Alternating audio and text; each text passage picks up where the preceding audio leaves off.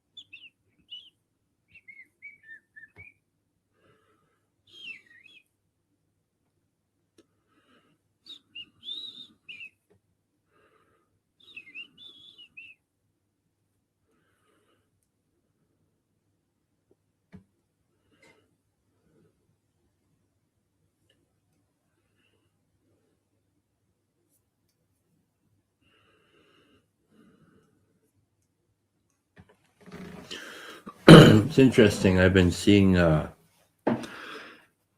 more things, algorithms trying to serve me up. What I'm guessing is kind of like, what's up? What's up? Your name again is, don't tell me. Don't tell me.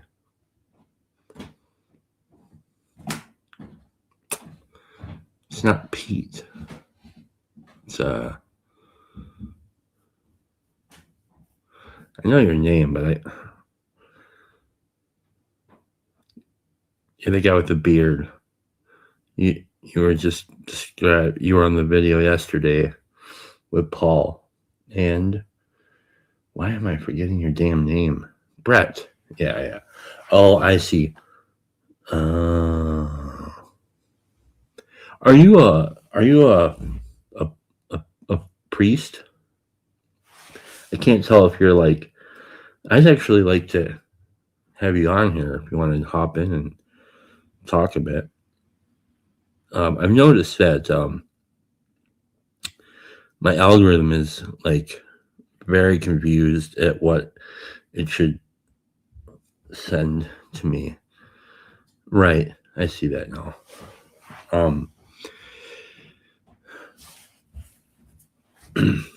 And because I've been pretty diligent about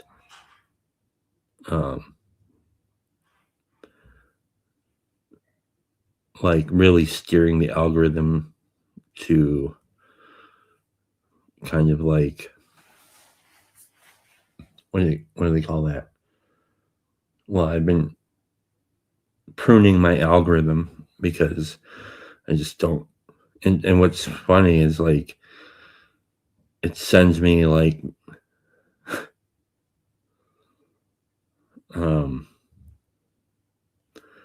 it sends me like stuff that I'm imagining that everybody gets if you're on whatever, if you turn on like incognito mode or whatever.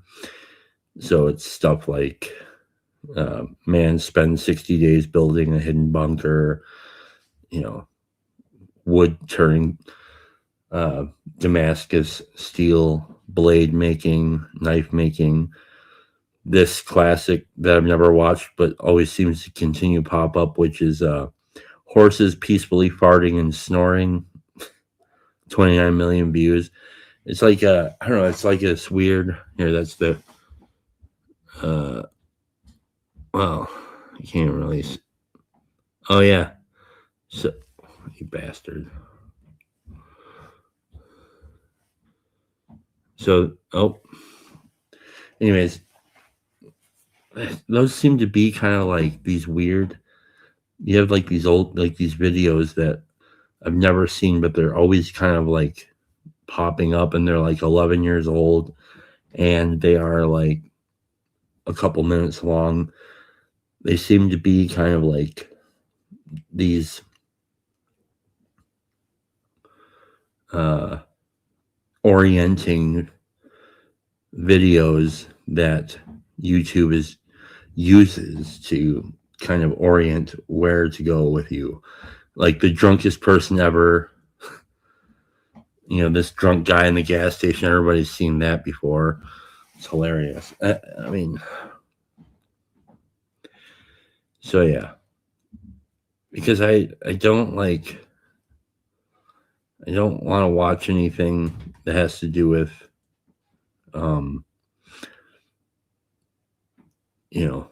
so-called world events. I just I'm not interested in polemics, partly because I can take too great of interest into those sorts of things. So if I see something that pops up, I just go to the three button burger on the screen there, and I say not interested, and or don't send me anything from this channel anymore. So I get a lot of music recommendations, a lot of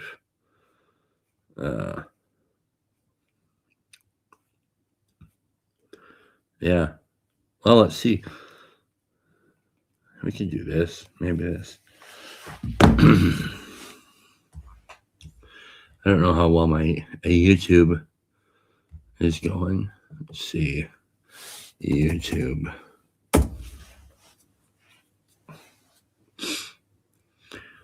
All right. Share screen. Share screen. Yeah, that one. All right, let's see what it has. So, yeah, how I forged a machete from barbed wire by hand. This guy's always funny. This True Facts dude. If you ever get a chance, watch his stuff. It's funny. This guy over here, Mr. Biscuit. He's a reaction channel. I've talked about him before. He likes a lot of Cogside and John Vervaeke. He mentions John Vervaeke quite a bit. He's a self-proclaimed Christian mystic, Calvinist tradition. So I don't know of any other Calvinists that are Christian mystics, but yeah, that's what he claims. And he's also a battle rapper. And so he's been going through this sleep token journey here. And all right, let's see. Somebody show up because I don't have oh yeah, no, nobody showed up. I don't have a button that tells me, or a notification that tells me if somebody showed up or not. So, all right. Yeah, I mean, We have Metallica. It always wants me to watch Metallica. Um, I started the Great Books conversation with Cale Zeldin. It's pretty cool. Didn't finish it though. Partly because I'm reading. Right? I'm doing a lot of listening to literature right now. I've started listening to. Oh, there he is. Welcome, sir. You got me? Welcome. I do. I do. There you are. Oh, we got another one. Uh-oh. Yep. You're coming in hot. All three of us. The three watching are the three who are on screen. That's awesome, dude. That's the way. That's the future. We just, So yeah. Well, I'll stop sharing. How do I do that? There. Okay. There's the old Friday morning nameless background. We don't want that. This is what we want. Okay. So Brett, are you a... Oh, Paul's watching. Good grief. Are you a father? Are you a father of some sort? No. Okay. No. You just play one on TV, I see. Yeah, I guess so. The beard makes me look like I'm wise with many kids, I guess. What is that? Father time? Yes. No, I mean, like, are you a priest? Oh, no. But I am studying in seminary. I'm in Okay. Calvin University on Wow. their online program, which is pretty cool. Nice. And their cohort, they call it. Cohort. Is that the college that Paul's always talking about? He talks about college university and Calvin University and Calvin Theological Seminary. So it's the theological seminary. Cool. Yeah. Would you consider yourself a Christian mystic? Are you Calvinist? I'm a Calvinist, but not. I mean, it's so funny. Like, you listen to Luke long enough, or these guys in TLC, and I kind of wonder what their definition of mystic is. I don't think so. No. Yeah, I don't know what that is even. I know I like the word because it sounds cool. Like, I guess I would say this. So there's a book that I've been listening to. Like, right now, I'm currently listening to a book by this guy named Robert Olin Butler. He's like he's a fiction writer, and so Daniel Gardner from OG Rose was sharing with Matt over on Matt's channel that this Olin Butler dude wrote a really good book on writing, like fiction, and so I don't really read a lot, but I listen to a ton of Audible. So this book isn't on that book that he discussed wasn't on Audible, but a book of his short stories were. So I'm listening to that right now, and it's very good. I mean, it has me thinking about a lot of stuff because I'm listening to this book and I'm like, oh, the guy must be a Vietnamese American Vietnamese With an How do you N. say that? Vietnamese. Yeah, Vietnamese. Yeah. So yeah, because like he's talking about being from Vietnam, but is American, and lives in a town in New Orleans, and he's Catholic, and like all of these different short stories are many different characters, and all the characters are kind of in that category, which I was like, oh, this is interesting. But it turns out the guy he's not from Vietnam at all. He's not Vietnamese. He's just like a Caucasian dude who I don't know. I haven't read too much into this, but listening to this is very interesting to me because I've been kind of exploring writing, and I wanted to submit a story for the next zine that Matt is putting together, and so I've written short stories in the past, but lately on my Substack, I've been writing things that are just really weird. I don't even know how to categorize them. I don't know what they are exactly, other than maybe stream of consciousness, maybe some autobiographical poetry or whatever. I don't know. But I would say if it was like if AI kind of reached a singularity and then got drunk and then got sober. sounds about right. Yes. With really bad spelling and like not good punctuation whatsoever. I'm right there with you, man. I'm a horrible writer. Yeah. Well, I think I'm an atrocious writer. But I don't know if I'm a bad writer as it relates to the content. So I don't know. It doesn't matter because I love to do it. So that's what's important, I think, in this instance. I enjoy your Substack posts. Well, there you go. But I mean, I'm illiterate, so for what it's worth. But okay. So listening to this guy writes in such great detail from the point of view of American Vietnamese.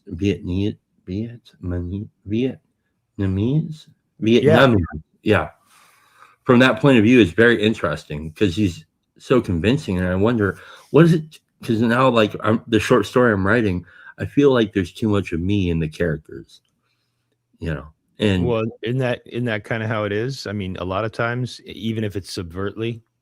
Sometimes I'm guessing maybe, but like when I listen to this guy's short stories, it doesn't sound like he's in his characters at all, whether they're in there or not. I think that's. What was his name again? Robert Olin Butler. And so anyways, I really like this idea of what information. Right? Like anyone who writes about history is doing what this guy is doing, but just less information from the white guy writing about Vietnam. Yeah, but like it's so convincing. Like that's the thing. If I want to be a good writer, I want to be able to. My wife talks about good characters are people who write good characters are a good character is like written by somebody who seems to live with people. Bad characters are written by people who live next door to people. It's kind of like that. And so I want to be able to write good characters. And so it's interesting to listen to other people tell really good stories with really good characters. And you can't tell if it's like the actual person or whatever. Okay. So, a mystic. Now, I don't know what that means, but there's a dude. I don't know if you've read any, do you read any fiction at all, Brett?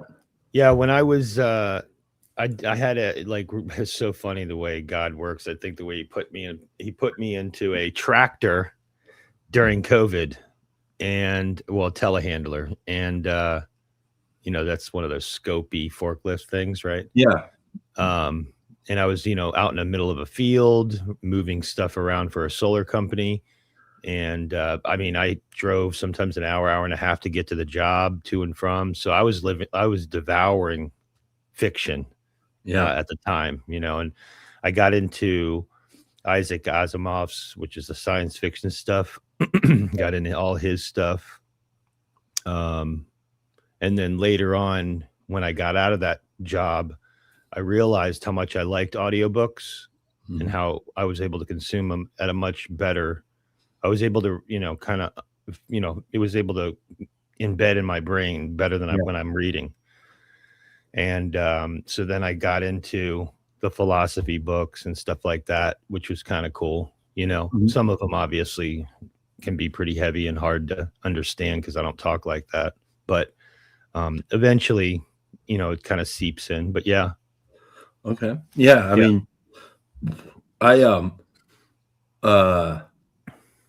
the only philosophy, like maybe I guess, would philosophy land in nonfiction or fiction? Good question.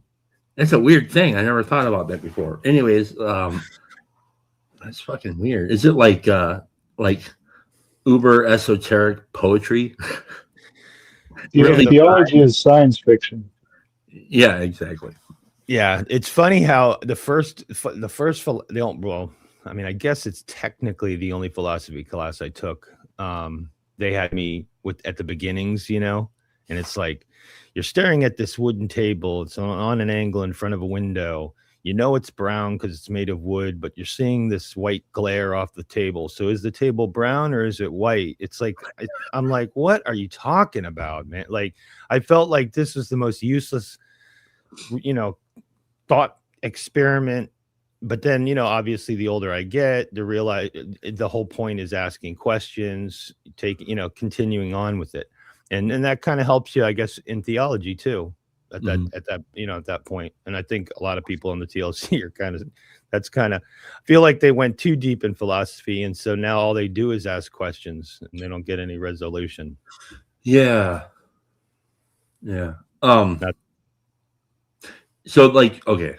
Yeah. When I first came around the TLC, it wasn't called that at the time, but I remember I was like, I was in the Discord and I'm all typing like, theology is trash, and like, I don't know, maybe I was trying to be edgy or something, but basically I come from a 12-step background. So the 12-step background offers like a very, I don't know, it's a type of theology, I guess. I don't know how else to say that. I mean, like it's very pragmatic, but it's like maybe it's something like a okay, here's a good example. There's a 7-step prayer, and I had this weird thought about it because it's the prayer is my Creator, I'm now willing that you should have all of me, good and bad. I pray that you now remove from me every single defective character which stands in the way of my usefulness to you and my fellows. Right? So, my Creator, I offer myself to thee to build with me and to do with me as thy will. No, I'm sorry. I might be mixing up the 3rd step prayer. Anyways, the idea, it starts out with my Creator, okay?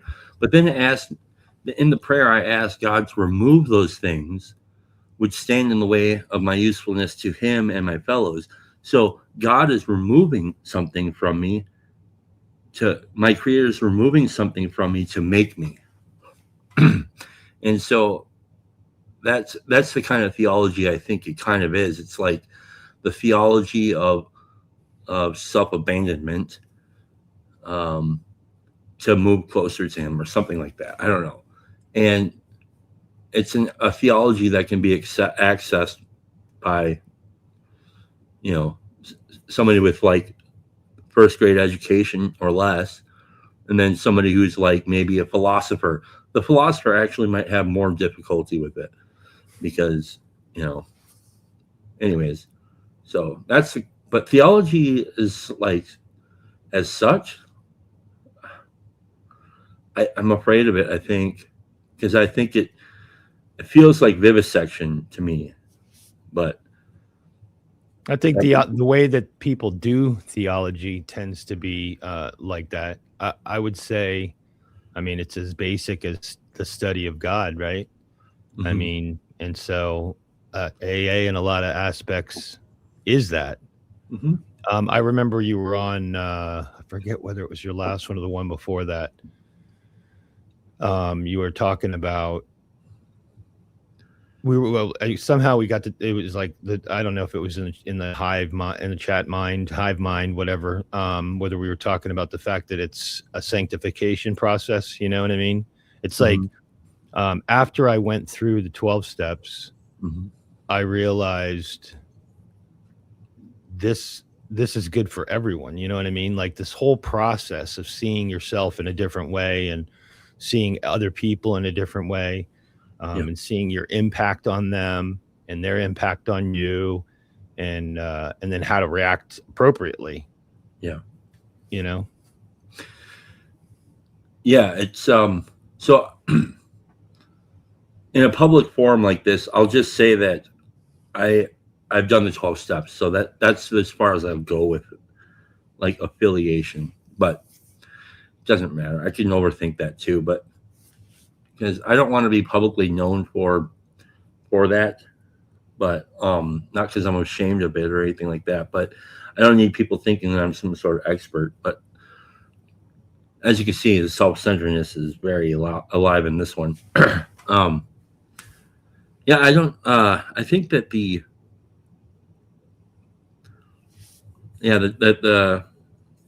sanctification thing is interesting. Yeah.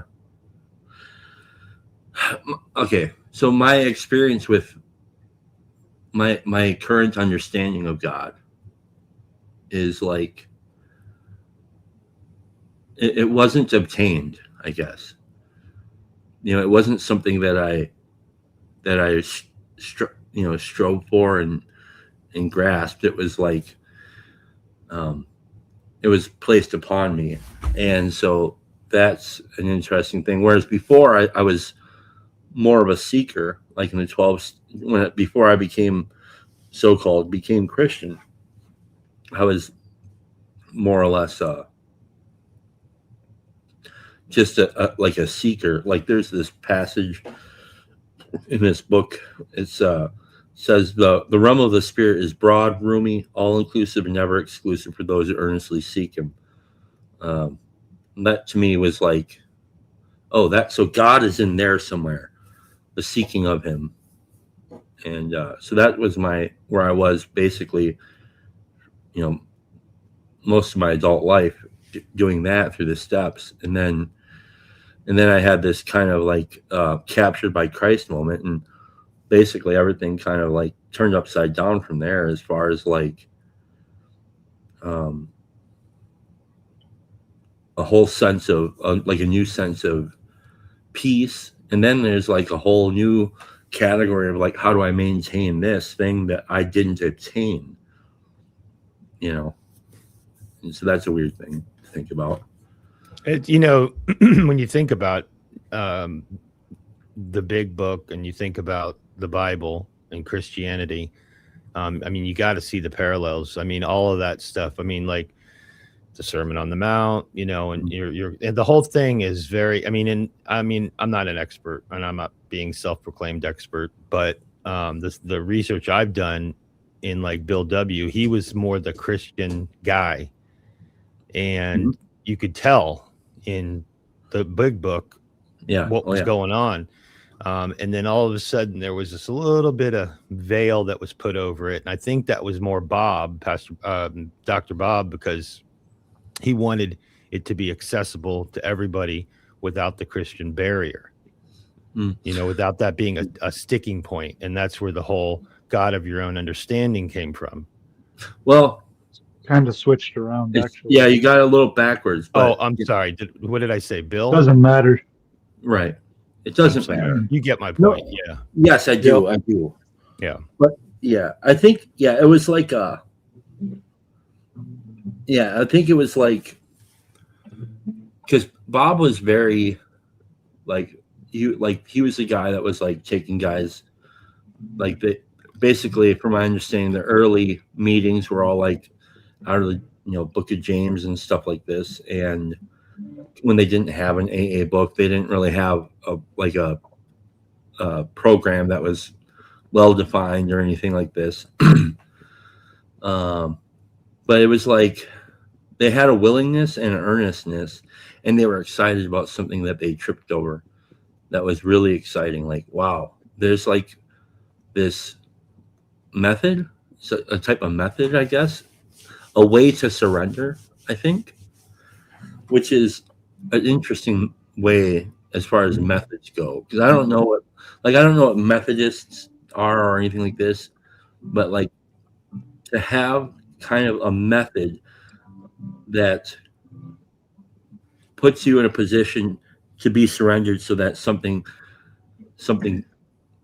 new contact can be made or something. Like, what do you think about that, Mark? Is that a decent way of putting that? Yeah, I have a book of John and Charles Wesley's writings, who were the Methodist founders, and man, John Wesley's writings, they're about like you need to have a morning time and an evening time of prayer, and you have to like have these. Yeah, I there's a lot of there's a lot of overlap between the Methodists, I think, and AA, because Methodists were like Anglicans who wanted to bring like a simple spirituality to common people rather than this like highfalutin theology. That is from what I understand. And but yeah, I actually have YouTube videos on my channel about parallels between the Big Book and the Bible. And then I have a ton of I have tons of notes on this subject actually, and a bunch of like recordings I've made which I need to edit into videos. And then once I start doing that, I'm like, oh, this recording sucks. And then I start, I never finish the video, but I have a bunch of these about just that subject of like how the Big Book is basically, in my opinion, a lot like the practices are all Christian. The 12 steps are all Christian. The prayers, the points of view, but yeah, the overt Christian theology is taken out. And and then that like there is a theology in the Big Book, I would say, which is sort of vague, but I would say that it does skew towards it's the Big Book is not mystical at all, but there is a little bit of that in there. Fourth dimension of Almost, existence. yeah, yeah. And but I would say like I guess so. I wasn't raised Calvinist, but I guess like there's talk of common grace, the like the concept of common grace, and right, doesn't Herman Bavinck or whatever talk about that? So it's like you have specific grace for saved people, and then you have common grace that everyone experiences, and that's kind of how I view the Big Book. It's like people orient themselves towards God, even if they're not specifically saved, and they will experience like sobriety essentially, you know. Mm-hmm. And yeah, that's kind of how I view that common grace in a way. Like that's what AA leads to. What I think is interesting is the kind of like the let's say maybe the unintended consequence or the trade-off of an openness like that, which I think is necessary and good, but like it is interesting the kind of like what do they say when the patients are running the asylum, and you kind of like throw some of the barriers out the window at that point, and then kind of like instead of kind of this deeper notion of God or pathway to God, like maybe more specifically a Western understanding, I guess, is kind of like, no, it's way more open. And then so it's weird. It is weird. I'm surprised I'm surprised I landed in a church, to be quite honest, because like of how open it is and kind of how afraid people are to kind of like it's weird. So it's not necessarily fear. Sometimes it is, but sometimes it's like more about respect for like the tradition of AA not having an opinion about outside issues like politics and religion and reform and stuff like this, but they, in doing so, people think that they are almost the possibility for one-on-one conversation about this stuff kind of gets less and less, I guess. And it's not, I don't think it's a bad thing. It's just something I've noticed. So yeah, and I'm very. You mean what do you mean it gets less? You mean being a Christian? No, the ability to share about it openly seems like it's not. There's no rules over there, but Sure about what? The 12 steps or no, about like faith? specific religious ideas. In Well, in a context of AA or a context of like here? Yeah. Yeah, I mean, it depends on the meeting that I would go to, and I would find the meetings that were a little more sympathetic to open communication of where individual people are in their walk. Yeah. So, like, No, yes, but I didn't know you were talking about yourself. I thought you were kind of speaking in general. So I just realized you. Anyway, in a way, like one of the things that I noticed was even just like even let's just say if somebody just says like God in a first step meeting, people might say something like, you shouldn't talk about God in a first step meeting because the newcomer might get scared off. And it's like that's the kind of thing I'm talking about. It's very tricky to kind of like, because I love the 12 steps. I do, like, very much. But the more I think about some of them, like, I'm unapologetic about mentioning God or anything like that in those places because, I mean, that's where it's even, but I wouldn't say I'm a preacher or like demanding that anybody need to do anything, but I personally won't, I don't steer away from sharing my experiences about God, or I haven't really shared a lot about Jesus, I guess. That one still is this kind of scary line to walk, I guess, for me in a meeting setting to talk specifically at length, I guess. I'm not afraid to say that Jesus is, my higher power, or you know what I mean? But yeah. Did you ever, I mean, obviously you have, you've read 567. Oh yeah. Yeah. So I think that's kind of cool because if anybody especially when a newcomer or maybe somebody you're working with them on their steps, and you're like, they hit that higher power, deeper conversation that that they weren't originally talking about Jesus or even thinking about it. And you point them to that part of the big book. It kind of gives them some peace, like sometimes this happens quickly, sometimes slowly, even in this, Right. It doesn't have to be but I forget the part. I was trying to see if I could find it. But they basically have an overwhelming God consciousness at the end of the day.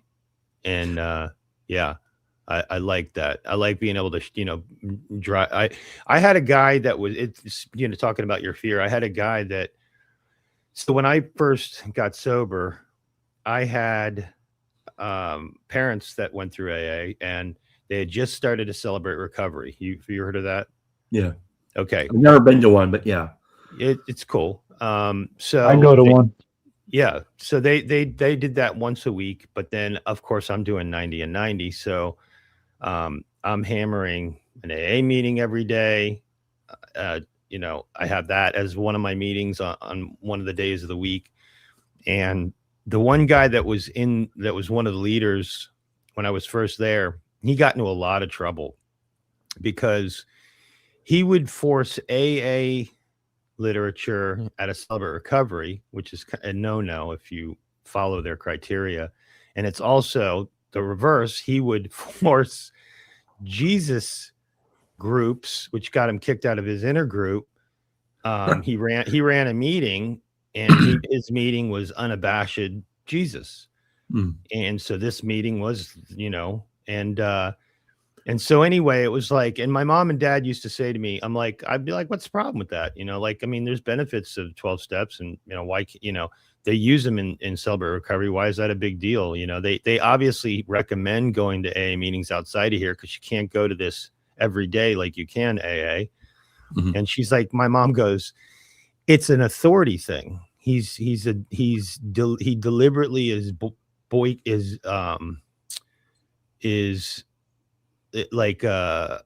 defiance. Like, it's a deliberate defiance. He just won't be okay with leaving AA with AA and leaving celebrate recovery with celebrate recovery. He's got to inject both. It's almost like creating the conflict. Yeah. And at first I was kind of like, okay, that makes sense. Yeah, that's an authority issue. But the more I got to realizing it, he was kind of a rebel in a good way. I mean, so what? They kick him out of intergroup. Those guys that they used to call him the good fella, or the good guys group. And they would still meet. Okay, intergroup kicked him out. Who cares? I mean, Yeah. they couldn't be in the AA pamphlet paraphernalia or whatever. But the word of mouth still spread on this group that is unabashed. And then the principles that he would bring in from AA were pretty important things that celebrate recovery would not necessarily, be, they had a system. Yeah. That's weird to me, though, the kind of kicking them out of intergroup thing. Well, it's long, like it or not, at least in Florida, and this is a pretty big recovery area. I'm very aware of even the process, but even then I'm still kind of baffled that, well, I'm really not, because I guess it's gotten more liberal in AA. I mean, you have to see that, right? Yeah. Oh God, yes. Okay. Yeah. No, I'm baffled that they were able to actually pull that off. Oh yeah. To kick a group out. I don't know. I guess maybe they did it through, but I don't know if that would hurt AA as a whole. I mean, shit, I might be hurting AA as a whole right now, but I don't know. This was literally, he led the group. Yeah. He was in, the where and when. Yeah. There's a lot of groups that I think shouldn't exist, if I'm quite honest. Yeah. There's a lot of principles that we kind of, that's the thing about it. Most people, outside people, have never been in that world before. It's like when you say something like there are literally no rules, and they're like, what? It's hard to understand what that really means. I mean, it's like, yeah, there are literally no rules, but if you kind of violate these principles, excuse me, it's risky for not that anybody else will do anything, but I don't want to say it's karmic or something like that, but yeah, I mean, it can be dangerous. It's just dangerous. You just never know what, so anyways, it's a very strange thing, because I'm just trying to think of well, I don't know if you've gone to area meetings or something, and they're voting on some ridiculous, some ridiculous thing that, whether or not we should move forward with, fixing this pamphlet or not, or something. It's absurd, sometimes, this particular word is really weird and we should get rid of it. It's and so, yeah, AA is formed in large part by its members. They vote on the things. Yeah. So that's interesting. It's had a bit of a drift. Definitely. And honestly, Celebrate Recovery is an interesting thing because the original formula, like my parents went to Saddleback and they did like a little orientation, and like they were already doing a Celebrate Recovery, but the church decided to send them to California to go through something and everything. And my mom had like some disagreements, and I'm thinking to myself, what's the disagreement? She's like, well, they isolate the recovery program from the church. And I'm like, and so and it took me years to look back on this and see the value of it. But what was happening was, and I'm not a Rick Warren fan for the record, but and that's a whole nother conversation. But what he would And he's do making is, money off every Celebrate Recovery book. yeah, and I mean, yeah, and he turned the whole And 40 I've days of purpose, everything, turned into the system. And again, whatever, he may have he genuinely has really good stuff in general, but I think it jumped the shark somewhere. But my point is that the original formula was to get people sober and get them past their hurts, hangups, and habits, and move them into the church to serve, to be a part of the body. And what was great about that I found out in my mind later, and that I realized what I needed, was I was so tired of focusing on the sin. Because the longer, and again, this isn't for everybody, I want to maybe be very clear. I think that there's people I know today that they need AA every day, not every day, but they need AA long term and all Yeah. that.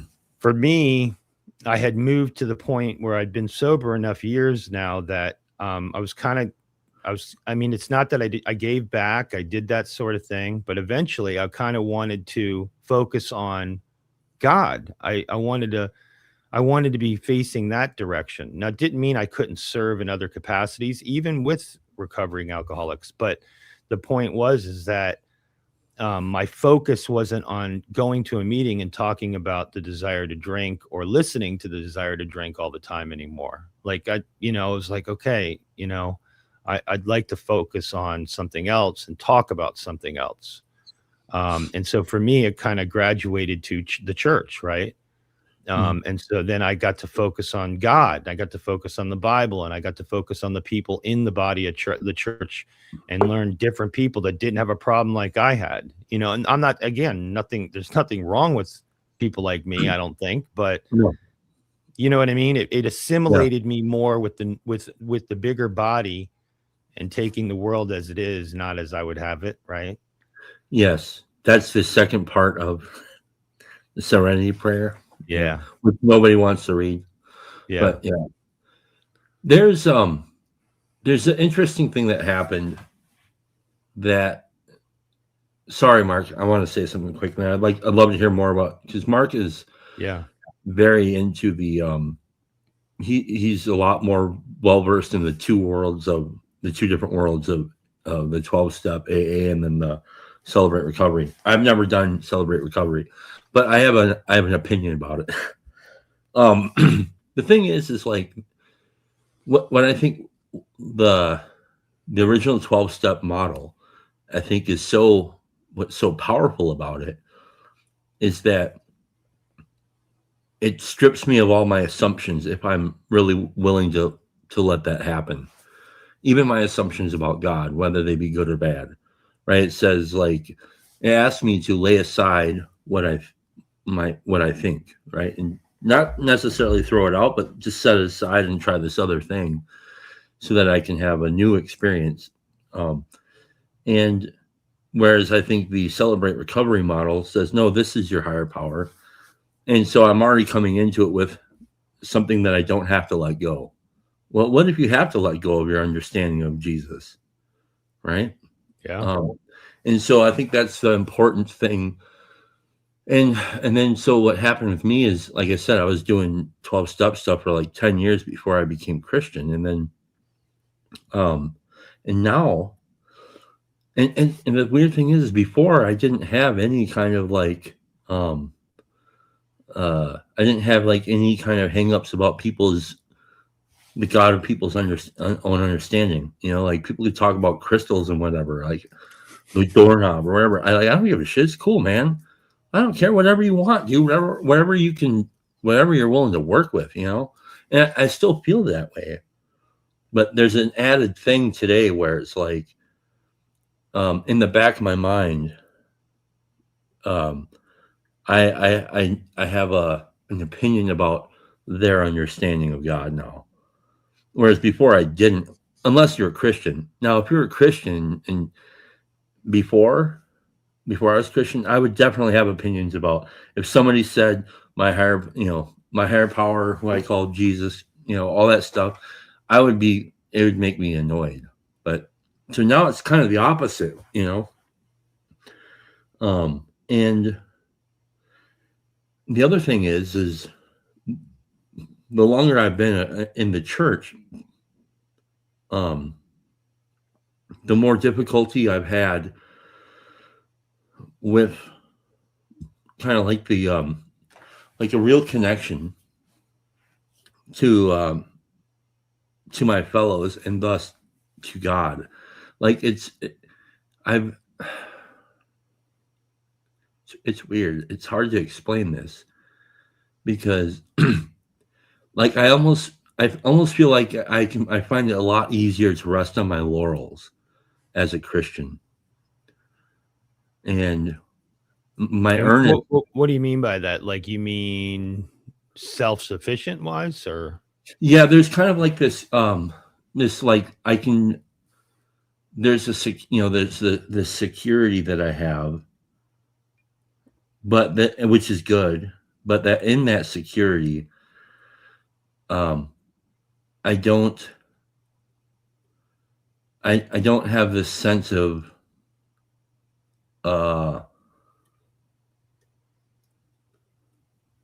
what would that be like? It's like, okay, it's this. On page 20, it says, our very lives as ex-problem drinkers depends on constant thought of others and how we might help meet their needs. That has diminished for me. So and you're talking about in the church for this side of it. Yeah. Well, no, yeah. So now that I'm a Christian, like my constant thought of others and how I might help meet their needs seems to have diminished a little bit. And I don't know why that is exactly, whereas before that was kind of like this, that was kind of like the, that was the creed, that was the creed. My very life is an ex-problem drinker depends on my constant thought of others and how I might help meet their needs. And that was the only creed. And so now it seems like I've gotten lazy on that. And I can't tell if it's because life has gotten so robust and beautiful, like I'm a homeowner now and I'm a husband and I have a daughter now. And so I don't get to, and I moved further away from my town where I was more active. So I don't drive out there. Like I'm 40 minutes away. So instead of going to 4 meetings a week, I go to 1, maybe 2, and then a detox, which is put on hold right now. But so it's less there. And I don't believe meetings will save me, but I definitely need to be there, and so I can stay attractive to the new guy, because that's essentially, I think that's what he would have me do, is help him. Well, I kind of, and then also, now we're doing this, right? And so this is kind of like a constant thought of others and how I might help meet their needs, but it's also about me. So it gets complicated. And the biggest shit about it is I'm totally aware of this, and it's like, whereas before you wouldn't have been aware at all. Right. And so now it's like, I can call my sponsor and I can tell him exactly what's wrong with me. I know exactly what's wrong. I know where I'm fucking up. I know, all this kind of stuff. And I know exactly what he's going to say.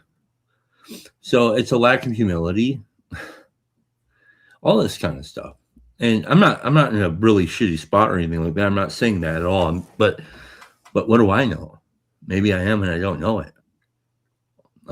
So I'm trying to just share in an honest way, an open way about kind of where I've drifted from this kind of more. I think Mark S has seen this in me. I think Mark is probably the only person around here who knows what I looked like before versus what I look like now. So I don't know what that means. I don't know what he has to say about that. Maybe I just hide it really well. But Well, man, I think you should think about, so before you say you thought about people more, mhm, but that's probably before you had a child that you're thinking about a heck of a lot, mhm, you know?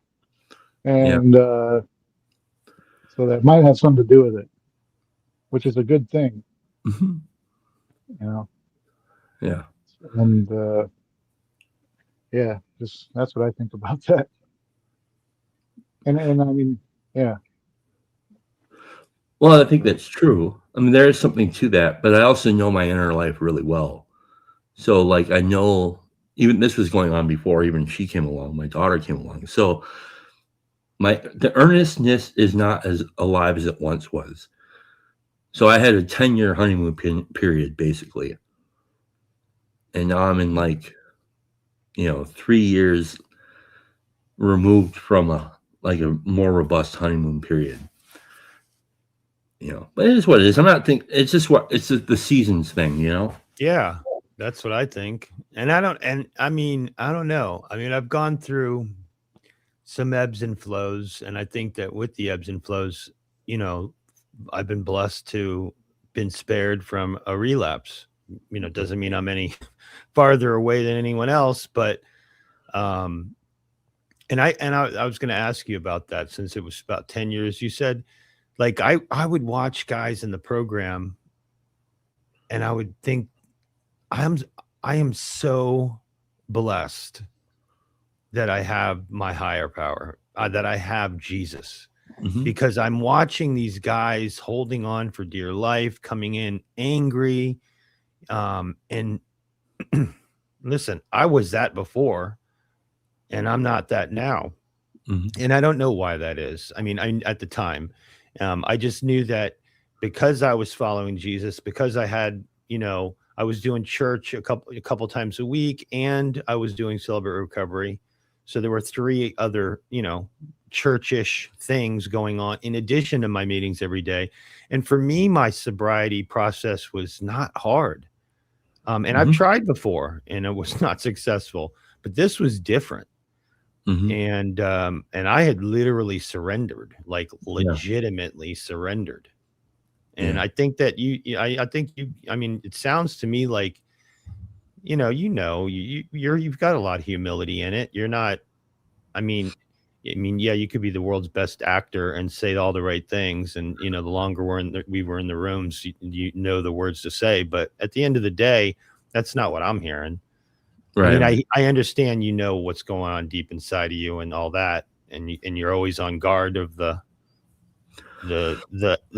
dude the doing push-ups out in the parking lot thing. Yeah. Yeah. Well, the truth of the matter is, I probably will never be really satisfied with where I'm actually at. I'm just a malcontent in large part. So I'm very grateful, but I'm always going to think, it's just kind of how I am. I think it's how yeah. So, but the point being, I mean, like, yeah, I haven't had to pick up a drink either. And so sometimes it is like, well, I mean, I know guys who have, like my sponsor is a dude who came into the rooms for like 7 years and couldn't string together more than 60 days. And then like Grace came along, and then he got, it took hold, and he got sober, and and then 12 years later the bottom fell out and he didn't drink, but Grace came along again and opened him up to be able to have a even deeper experience with recovery, and now he's like 30 years sober or something. And I don't know, this thing is like the it's so not a widget. You know, it's like, I mean, imagine this is kind of what the people think about. And in this way, I guess I'm a Calvinist. Like, I would say that I was born alcoholic, you know, like that I was made for this and that it's a gift. And I don't know why I'm sober and the next guy isn't. Because I don't think that sobriety or the process of recovery is like math. It's not 1+1 is 2 or anything like that. It's a lot more complicated, I think, or more mystical, I guess. Um, but it still requires my willingness, you know. But it's not like a switchboard, you know. Like I do step 1, I do step 2. You know what I mean? It's not like that. Some days it has to be like that, but most days it's not. Sorry, Mark, go ahead. No, I don't know what to say. I mean, I kind of this is the third live stream I've been on today. I Which is funny, but I didn't have work today. Um, but I was almost thinking about going to Good Friday service, you know, and then and I'm not Catholic, but I'll check out a mass every now and then. But then I missed that, and then I thought about going to a meeting, and I missed that, and I was like, man, wish I could I would just want to talk to a drunk, you know. And then you were streaming, I was like, yeah, wow, perfect. Now you got 2 for the Uh, price of 1. Yeah. Praise God. yeah, it's but yeah, I definitely like I hardly ever think about drinking or not just drinking, but the fact that I'm an alcoholic, you know. Um, but then I go to meetings, I talk about it. I talk about alcoholism a lot at meetings just because I feel like people don't realize that that's what really brings us together, you know, is like that the common problem. And so I really believe there's a way to talk about it that is healthy. It's like there's a healthy way to talk about the problem. If you focus on what the problem really is rather than like um just like all the bad stuff I did or like, you know, all the people that pissed me off or whatever, like if I can if I can present alcoholism well and make people um I can make people that are newer feel like they can relate, then I feel like I'm doing my job, you know. Mm. And that's kind of like my goal at meetings. And I always try to talk to people and like you're saying, Chad, like being out there working with people. But the way that my sponsor was, he never would like push himself on people. It was like he just a lot of people would ask him. And so I kind of have this point of I kind of have this attitude which was instilled in me like 10 years ago of like, you know, just put yourself out there and talk to people and they'll ask you. And some people do, but like they don't often. And I almost feel like it's a blessing. Like I put myself, I go and I try to help, and I will, you know, I'll if somebody wants to work with me, man, I will give a lot of time. You know, but most of the time people don't, and I'm like, hey, man, I got 10 other things I want to do. You know, enjoy your, you know, and yeah, and when I first started coming back to Christ, I I was pretty conflicted. How am I going to approach this? Like, because for years I preached the God of your own understanding, you know, and I've found it really has not had any negative impact on my sobriety at all. You know, in fact, it's beneficial.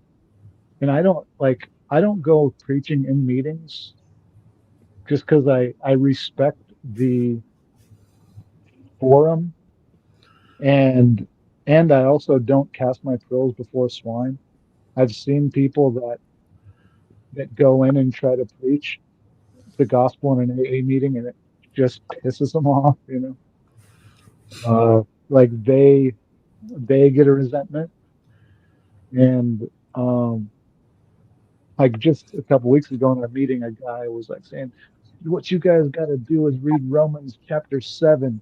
As you know, going off like that, and then he like stormed out in the middle of the meeting, and it's like, mm, okay, you just martyred yourself. Good for you, Was that but me? but Did not I do that?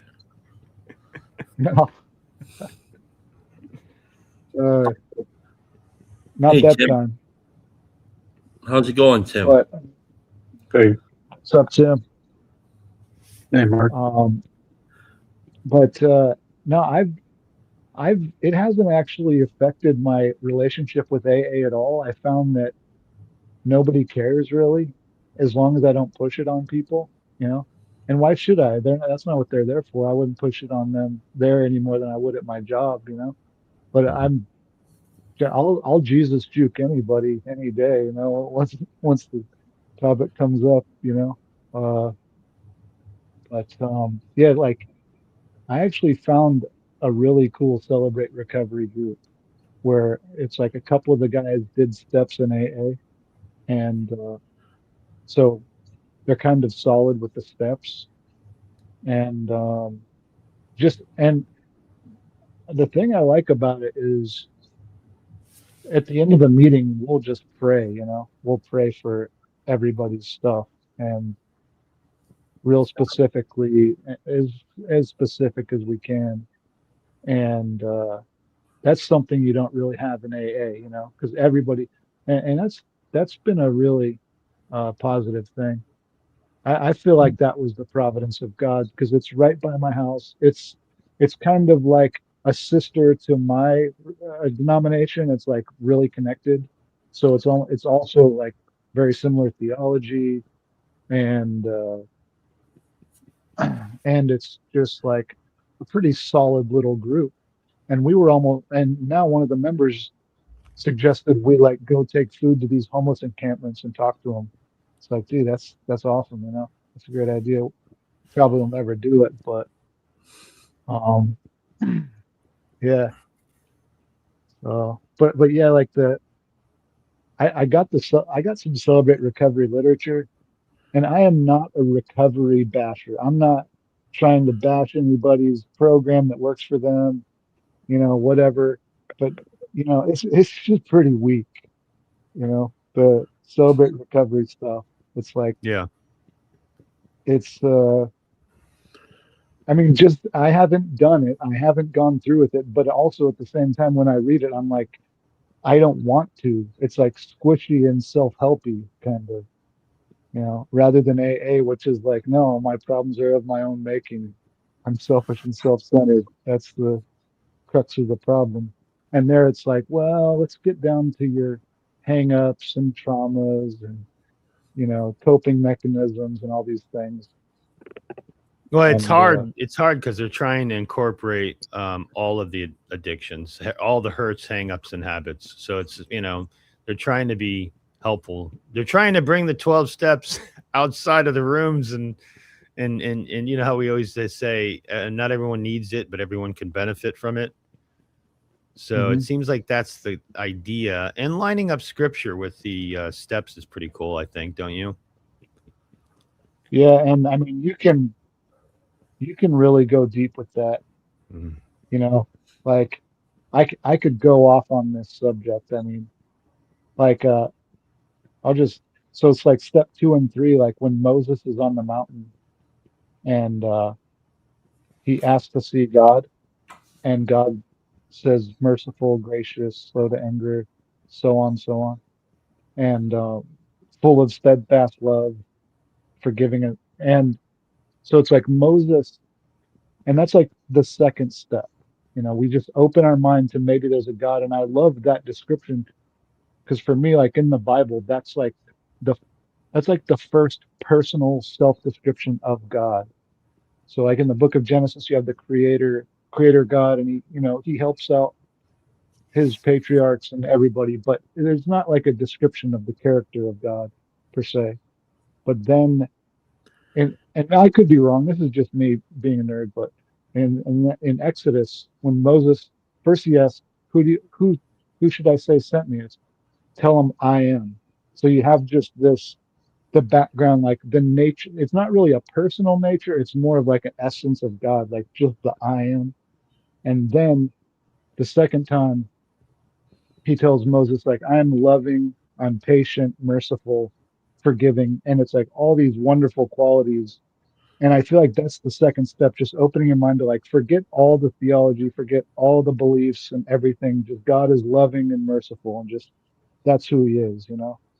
And then Moses falls on his face and he says, if I have found favor in your sight, please go among us and forgive our transgression and sin.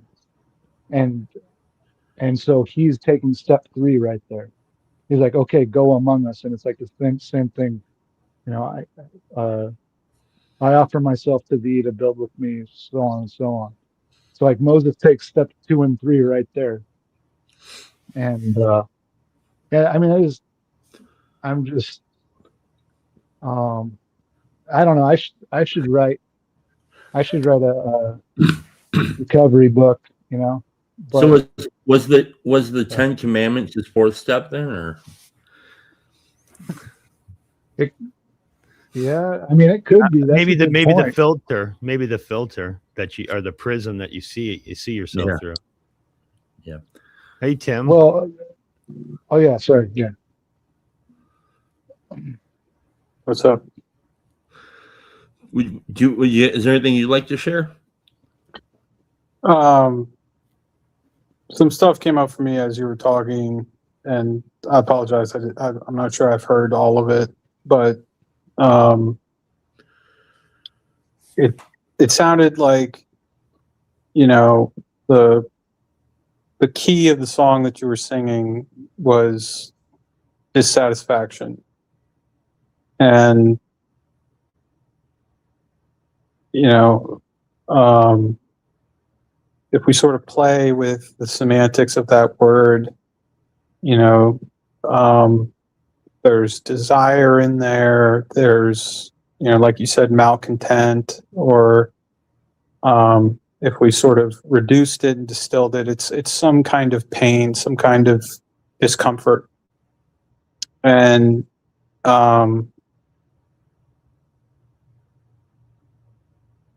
like, I wanted to just point out that you're not the only one feeling that right now. You know, we men have been experiencing a dissatisfaction that we haven't really found an analog to in our history books. And, you know, folks around here have named it the meaning crisis, right? Like a real existential vacuum that we you know, there's no shelf, or there's no magazine, there's no store that can, you know, has something that can fill it. And I think that just in the fact that so many have this strange dissatisfaction is worth examining itself, right? It's not the trolley problem, it's the trolley problem, right? The problems that arise from, you know, from participating in the trolley problem, not the problem itself. And so, like, to me, it seems that there's a meaning crisis. Is that there's sort of a dissatisfaction being born out of the dissatisfaction, and I think that, you know, I did the good old college try for many years with the 12 steps, and I found that some people reach a level of satisfaction in their lives or in their program, and some people don't. And one of the key features to many people's ongoing sobriety, and then that then bears fruits to the rest of their life is knowing what will bring you satisfaction and what won't bring you satisfaction, right? Like, let's say you have a presentation at work tomorrow. Will putting off getting ready for it bring me satisfaction, or will doing my best to be prepared for that meeting tomorrow, will that bring me satisfaction? Well, on some level, you know, if you're anxious about the meeting, nothing's really going to bring you total satisfaction, bring you total peace and serenity. But being prepared for it probably will reduce your level of discomfort. And, you know, I didn't drink tonight, not because I didn't want to, but because I know that the feelings that I'm feeling right now that are associated with pain or discomfort or dissatisfaction won't be alleviated by alcohol.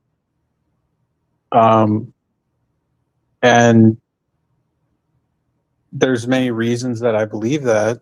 You know, there's trial and error, there's history, there's education. But, you know, right now in this moment, and, you know, this is sort of more of a metaphor, is that, like, I'm just blessed with the knowledge that I won't be satisfied by that. And so I have to then sort of experience, I don't make a decision. I'm like experiencing acceptance, right? Like I feel like I experience gratitude rather than I have it. And I'm experiencing the acceptance and knowing that that's not going to satisfy me.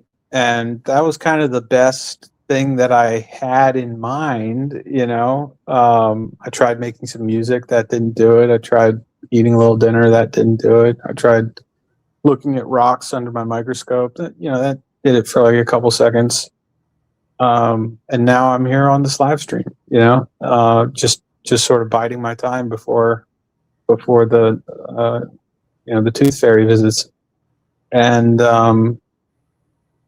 so there's a certain amount of acceptance that, like, I'm just not going to be satisfied. I'm this discomfort is just always going to be there, at least for tonight.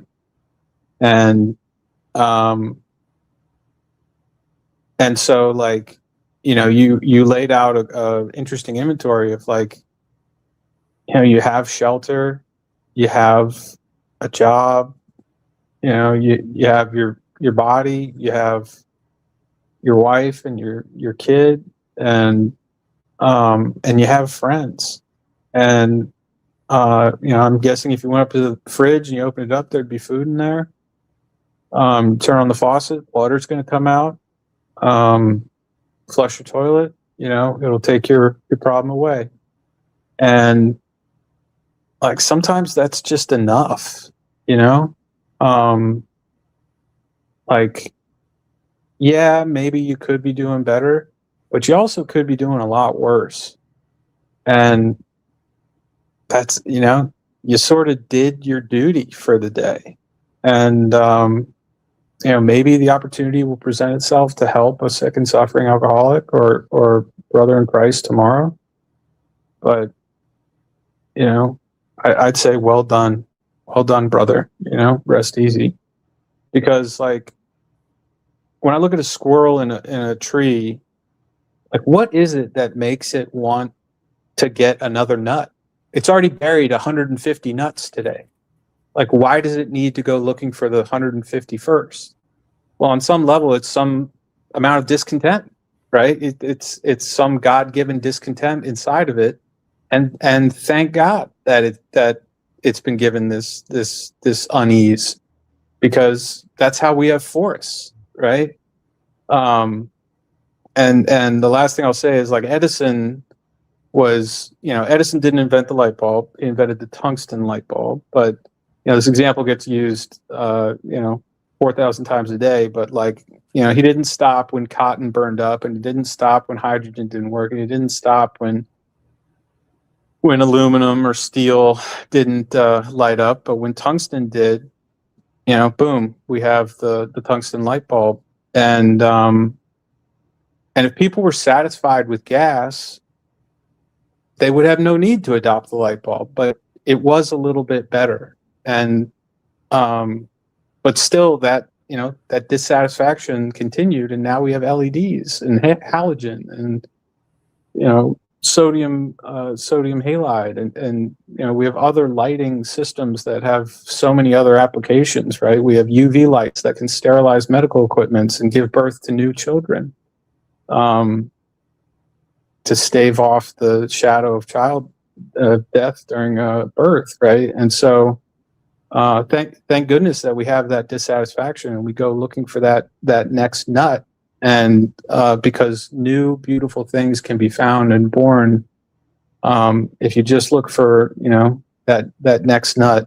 But it is important to not be derailed by something that can offer a false satisfaction, an inebriation, a sedation of that God-given discomfort.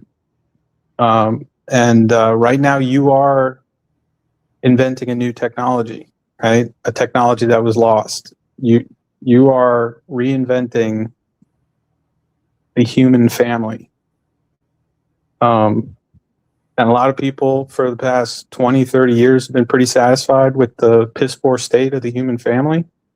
And people like you are dissatisfied with that. And you're doing everything you can to rebuild that temple. And I think that you're going to have a little bit of dissatisfaction with the day-to-day, because it's a broken world. But I'd say well done. You're loved by me and by many others. And I'm glad that I get to live in a world that you walk in. That's very kind. Thank you. Thank you, Tim. Yeah. Thank you. Yeah, there's definitely there's a lot to think about there. Yeah.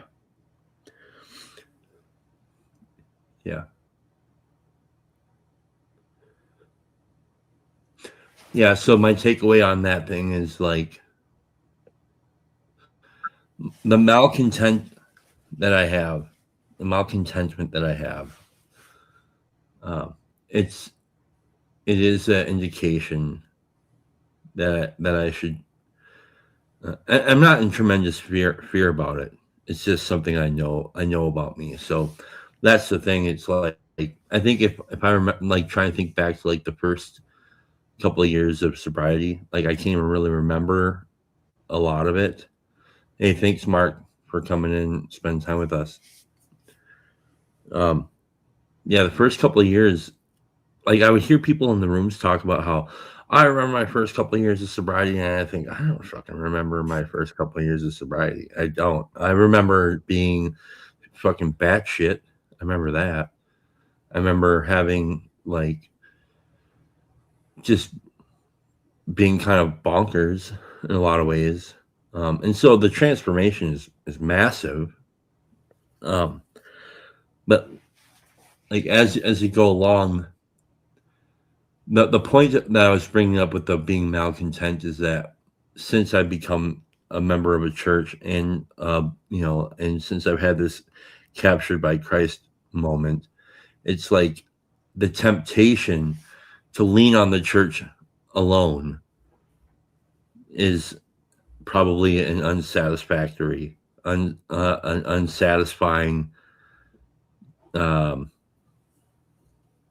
path for me. So that's kind of what I was getting at. So I just noticed how much things have changed as far as like my outlook on spirituality, what that means, what like, and all that different stuff. So it's, yeah, I think you're right. The malcontentedness,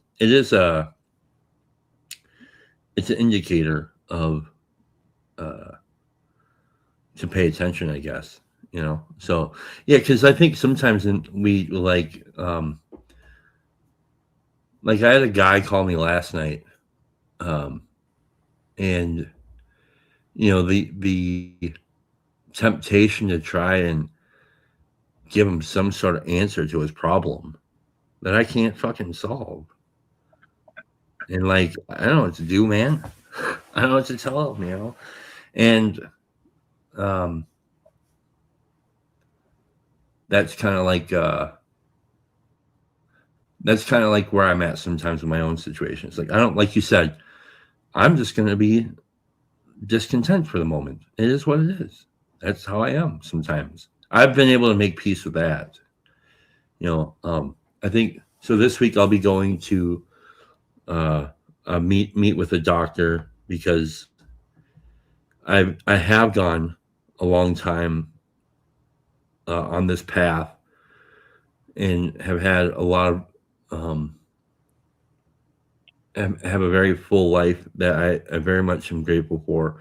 But there is a degree of the malcontent that can weigh down on me a lot. So I will be going to the doctor this week to have a discussion about maybe exploring medical assistance in dying. No, I'm just kidding. Not in dying, but exploring medication, because that's the one thing I haven't done yet. Now I don't feel threatened by the thoughts that go through my head. Like, I don't really feel a genuine threat from them. However, my I can be hard to live with. Hey, Neil. And that can be really hard on the family if I'm kind of like brooding around and I don't have a solution. I can't just change my mind. I can't just make myself be go from bound up and hurts and angry for whatever, random reason to just be okay. And I can't just shut my face off and make a happy face. And I can't just be peaceful. I find it really difficult to do that sometimes. So I've reached a point where it's time. I just got to go look into that. So that's one thing I'll be doing. Because I said I was willing to go to any lengths, and this seems to be one of the lengths. And I think God made medicine available for people. So I think I've had a lot of prejudices against medication ever since. Like, I took Zoloft as a kid and Ritalin as a kid. Like, they prescribed that to me, and I always felt like an alien. And I didn't want to ever have to do that again. And so I've never done it in my adult life. But I reached a point where it's like, well, I think it's probably time to really look into this because, like I said, I can be tremendously difficult to live with. And I don't even have to say a word. And I can be hard to live with, So, what's up, Neil? Assume I only caught the last 2 minutes of conversation, so I don't want to derail what you guys already got going. See you, Neil. Oh, I'm just kidding. I'm used to it.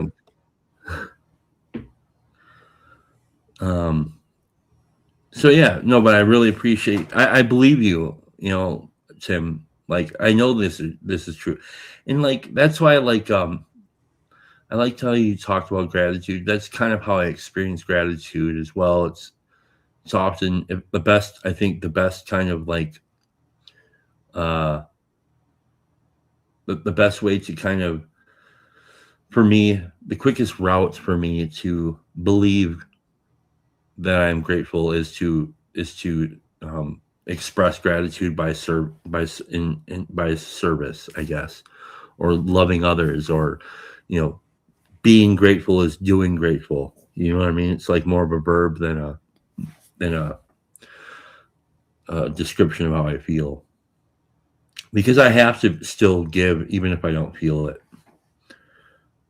You know what I mean? So I do. I'm gonna have to get going here in a minute, but Neil, always good to see you. Chad, thank you, and Brett. the bitch you could take you. Brett. Just Brett. Yeah. Nice meeting you. Tim. Yeah, hey, Tim, it's really good to have you, man. yeah. I'll catch up tomorrow because I got a long drive, so I'll rewatch. But good seeing you, All Tim. right. So Later. Is what's happening right now? Are we all frozen? Nope. I'm not. Nope, you're good, Brett. So, Brett, I've never actually introduced myself and said hi. So, hi. I know I've clipped you now. So Yeah. you're yeah. That was But awesome. it felt like the right thing to do to actually introduce myself and say mea culpa if I used your image and likeness without your permission. No, it was cool. And you warned me, so it was all good. Cool. Yeah, no, this is I think one of the things I'm learning about the TLC in general, like you had mentioned, regardless of differences of theology and I'm worldview is a little harder, but just in theology in general. I mean, I think that just getting to know you guys and loving everybody that's in here because I've gotten to know them. There's, it's like that term parasocial. It's like when you really don't know someone. It's like a one-way thing where you're watching them on TV, and you think because you're watching a reality show, you think you know that person. But this is different. This is not the same thing. There's interaction. So when people call this, yeah, okay. Like I said to Chad, I'm like, you could be completely faking everything and saying all the right words. And yeah, of course that's possible. But I feel like I've gotten to know I don't know everything about everybody here, but I've gotten to know you guys on the important stuff, I think. And you guys have great hearts and you're just great people. And it's awesome to have conversations with you guys. It does genuinely feel like a fellowship for sure. Like, even like when I think about that word, I think of like the Inklings, and like those guys probably didn't know everything about each other either. And it's similar. That's kind of what the TLC to me seems like. It's a little bit of like if you have like the kind of like deep kind of fellowship that you can have in the 12-step realm, and then you have the Inklings and you just throw them together, and like that's kind of what you have, but it can get goofy. How did you find this stuff? I was searching online for stuff about the CRC, the denomination I was in, and Paul's channel came up, and I was watching his take on the synod that we had, which was about the LGBT stuff and everything. And they were going through some of that, and they were, so it was pretty cool. And then he started talking about my pastor, which kind of made me watch more of his stuff. And then he starts talking about this whole other world, and I'm like, what is this? And so like I was watching more and more. So I came in through a totally different pipeline. No Jordan Peterson. I knew who Jordan Peterson was. I watched some of his stuff, read some of his stuff, but it wasn't as impactful to me as it was to a lot of people in the TLC. And what I saw, how it impacted some people and drove people to the search of meaning is pretty cool, and the way you guys found each other through that. It's just crazy how God works. I just think it's just crazy in a good way. When I was at my lowest point in my life, which was on late 2018, I think. Yeah, it was late 2018, and I could wake up every morning, and I could go to daily mass in the morning, and I could wake up early every morning and go to the mass, and I could make it through the day, and then I stopped doing the daily mass after about like 2 or 3 months. And I then had this reflection like, oh, am I a bad Catholic, or am I not as good?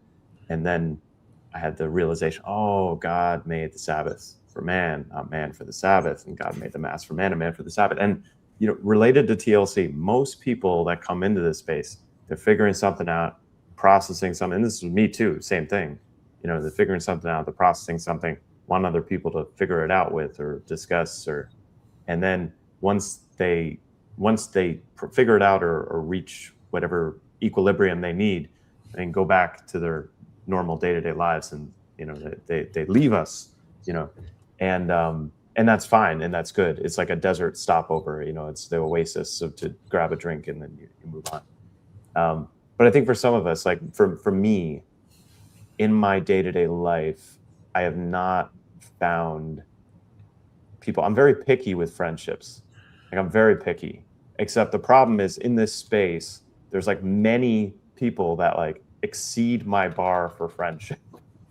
And so like in a remarkably, it's like a nutrient dense environment for awesome people.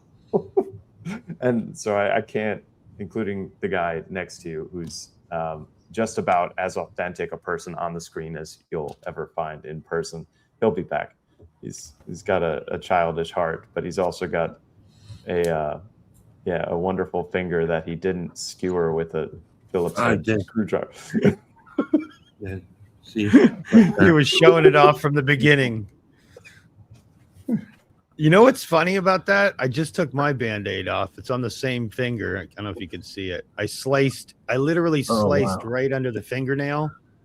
I'm like, how do I do that? Middle finger too, but I'm not going to flip you off. Well, I'm not flipping you off. I'm just showing you my Band-Aid. Oh, I was like drilling. I had the impact, and I was gonna put the screw in this 2x4, and I have my hand on the floor, and I got my hand on the floor, and I'm like this, and I'm gonna do the thing, and the screw slips off of the Phillips head bit. I've done that. The bit. See, I know blue collar talk. It's the bit. And the bit hit me like, not halfway through quite, but like 2/3 of the way. And it broke through the nail, ripped it off. But not only broke through the nail, it punched into my finger. And so like, I basically took my drill and just went like this to the tip of my finger. So real quick, the last point I wanted to make on like, I realized that the mass would always be there for me if I ever needed it. Like, I could go back to daily mass if I ever needed it. And in some ways, I feel like TLC, it's like we're keeping the lights on. Like, it was Howard Johnson, we'll keep the lights on for you. Like, we are keeping the lights on for the people who need it when they need it. Because there are people who have drifted away and something happens to them in their life and they're like, I need to talk, and they come back. And then they drift away, and then they come back, and then they drift away, and they come back. And it's like, there's something magical about that. Something really, it's like we're there to bandage and help and heal, and not in a self-righteous way. Like, because if it's primarily about friendship, then that's what makes a friendship. It's not transactional. Like, we're not trying to extract resources from the other party. That's what Chad talks about, that, right? Stand at the door, right? I can't squeeze any tokens out of Neil. Well, except there's one person who gets to extract resources, and that's Grim. And there has to be an exception to the rule, and it's just Grim.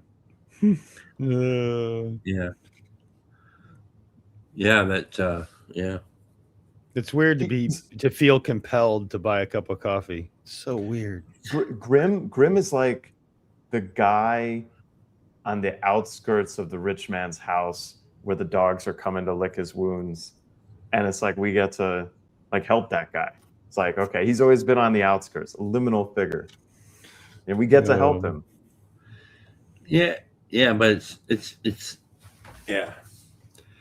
But it's that only an outsider can see that, though. Can see what you've just described.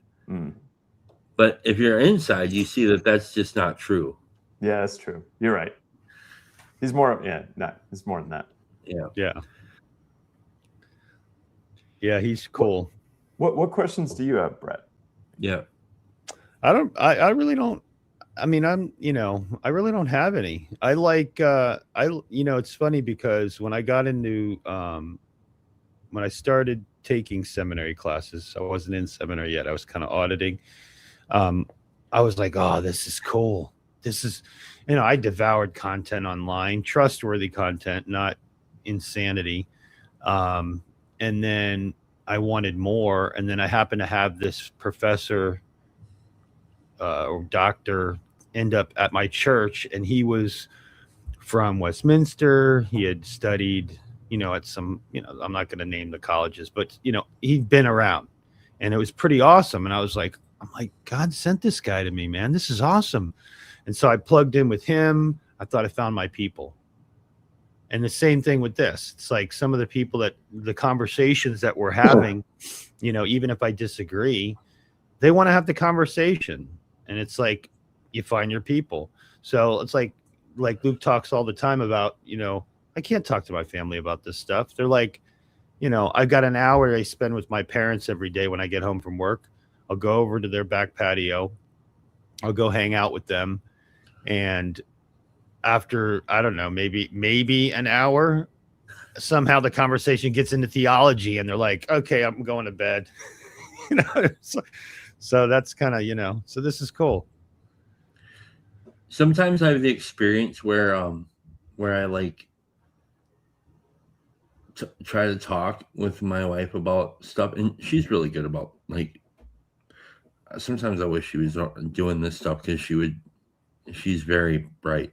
But sometimes I just get the experience where I'm talking, and then I hear myself talking, and I'm like, oh, what a fucking idiot. Like, it's just so bad.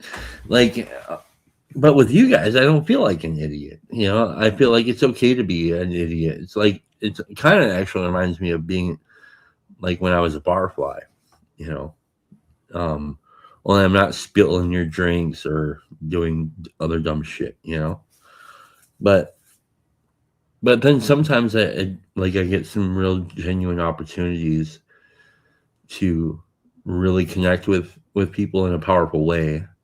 That's very good. And then other times I get to be goofy and I get to be creative and play a little bit of the clown, and I really enjoy that a lot. And I feel secure, like, at this point, I feel like it's not just going to go away. It won't just, like, I won't wake up tomorrow and there'll be, like, nothing here, So that's pretty cool. I don't know what that means necessarily. Like, what would it take? This is an interesting thought. What would it take for something like that to take place? For me to have to wake up in a year and there be no TLC? If the friendships moved entirely private. If it mean like cliquish? Yeah. So like, yes. And that already exists. Like there are cliques. And when I was in a fraternity, as soon as we grew past about a dozen guys, because we were very small to start, I noticed that subgroups would form. And I think that's why Jesus cut off, it had 12 disciples. I mean, I realized 12 tribes of Israel, all that. But there's also something that, like, if you grow beyond a bigger size, you inevitably get cliques. And even with Jesus, there is sort of a clique in James, John, and Peter.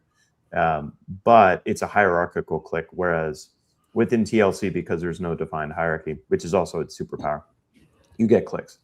But there were a few of us, there were probably about 20 or 30 of us at Midwestuary, for instance, that like we were much more interested in getting to know in person each other that we had met over the screens than we were in the speakers.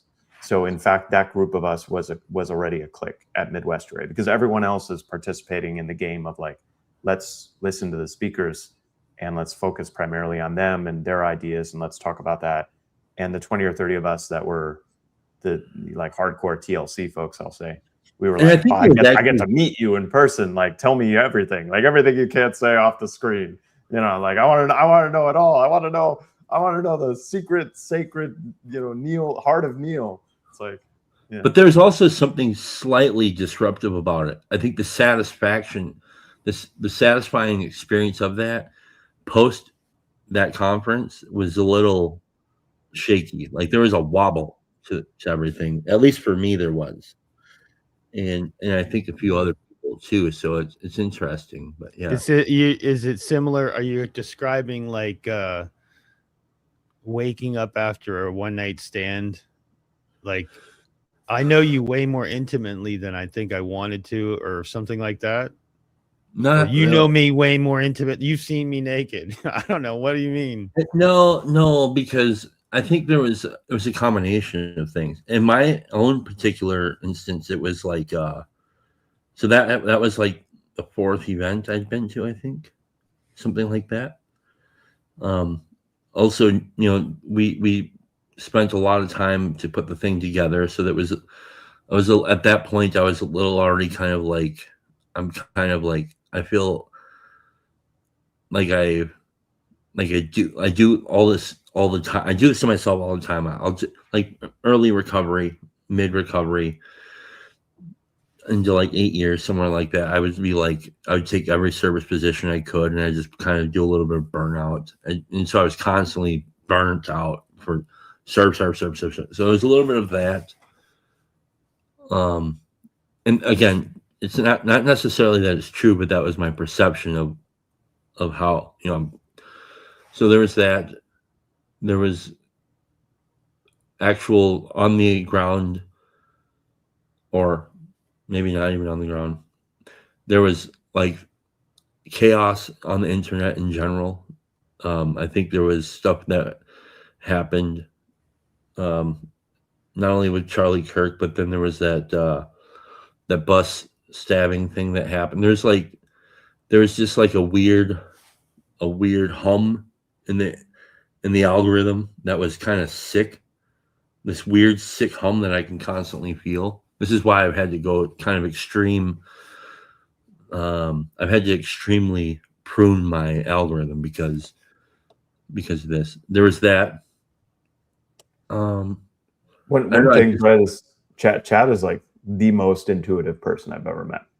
Close to it. So something to know about him. Yeah. Yeah. Anyhow, it was like I think it was for me anyways, that was a lot of kind of, I loved being there.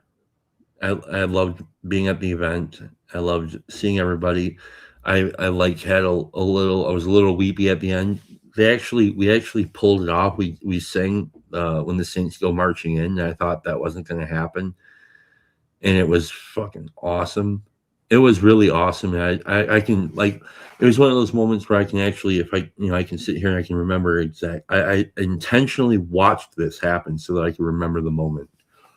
And so that was really great. It was a very satisfying moment. That whole weekend was a series of satisfying moments in my life. So, but I think it was just